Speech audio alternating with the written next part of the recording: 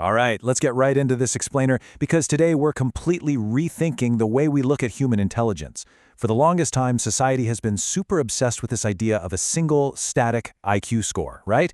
But today, we're moving away from that simple aggregate number and we're going to explore a highly dynamic system that reveals exactly what our brains are doing when we think, learn, and solve problems. Take a second to really think about this. What if intelligence isn't just a giant filing cabinet of facts? This is a brilliant question, and it really frames our shift toward the information processing approach. See, instead of just testing what someone already knows, this approach focuses intensely on the active, in-the-moment cognitive processes people use to reason and overcome challenges. It's not just about the knowledge itself, it's about what you actually do with it. To understand exactly how we process that information, we're going to look at the PASS model of intelligence, pioneered by psychologists J.P. Doss, Jack Naglieri, and Kirby back in 1994. This model was a massive leap forward. It asserts that intellectual activity isn't just one vague smart muscle flexing. Instead, it involves the interdependent functioning of three distinct neurological systems. According to the PASS model, intelligence is driven by three specific functional units of the brain: arousal and attention, processing, and planning. And these units are constantly interacting. To make this incredibly clear, we're going to use a scenario I think we're all pretty familiar with, studying for a major test, to see exactly how these three units work together in real time. Part 1. The spark: arousal and attention. Picture this. You're sitting in class, maybe zoning out just a little bit, and suddenly your teacher announces an upcoming test. That announcement immediately sparks a state of arousal. Now, this state is fundamental. It is basic to absolutely any behavior. It basically acts as an alarm bell in your brain, forcing you to wake up, tune out the distractions, and focus your attention squarely on reading and revising the specific chapters you need to know. Without arousal, you literally cannot begin to process information. But here is the crucial point, that arousal must be optimal. It's kind of a Goldilocks situation. If you have too much arousal, like maybe you're panicking or overly anxious about failing, that static actively interferes with your ability to pay attention. You can't focus because you're stressed out. On the flip side, if you have too little arousal, say you find the subject totally boring, you'll just end up distracted. Only an optimal level of arousal locks your attention perfectly onto the relevant aspects of your problem. Moving on to Part 2, the integration, simultaneous versus successive processing. Okay, so once you're in the zone, your brain generally integrates information into your knowledge system in two distinct ways. Sometimes it perceives broad relationships all at once, creating a massive web of meaning. Other times, it remembers things in a very strict, step-by-step sequence. Let's break both of these down, starting with simultaneous processing. Simultaneous processing takes place when you grasp the big picture. Take the Raven's progressive matrices test, a nonverbal intelligence test, for example.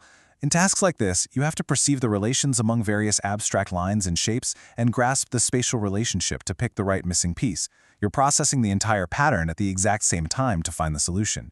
You integrate all the parts into a whole simultaneously. Contrast that with successive processing. This happens when you have to memorize a timeline or multiplication tables for your test. In this mode, you remember all the information serially, like links in a chain. The recall of one specific item directly leads to the recall of the next. When you learn the alphabet, you didn't learn it as one giant blob of letters. You learn that A leads to B, which leads to C. That is successive processing in action.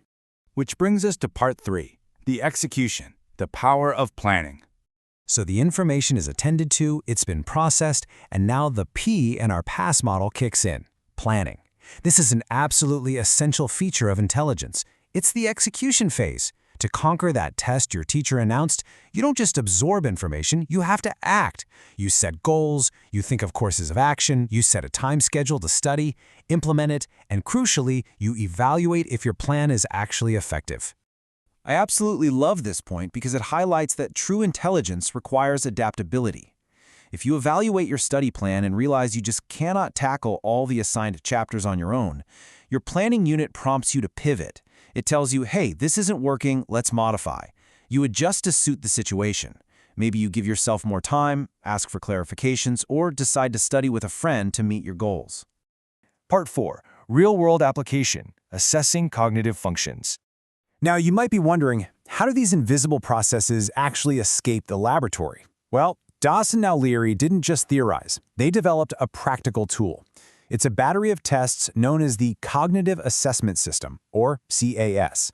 What makes the CAS remarkable is that it consists of verbal and nonverbal tasks designed to measure these exact basic cognitive functions, presumed to be completely independent of traditional schooling. It's not just testing what you memorized yesterday, it's testing how your brain functions. And this specialized battery of tests is specifically calibrated for individuals between 5 and 18 years of age. Because the CAS measures these functions, whether the knowledge base was developed formally by reading and experimenting, or informally just from the environment, it becomes incredibly powerful. Educators and psychologists can use it to identify highly specific cognitive deficits. And here's the real game changer. The results aren't just for labeling. They are used to actively remedy cognitive deficits in children facing learning problems. By breaking intelligence down into planning, attention, arousal, and simultaneous successive processing, we gain a much clearer roadmap. We move entirely away from seeing someone as just an arbitrary aggregate score. Instead, we see an interactive, dynamic system. We see exactly how a person thinks, acts, and adapts.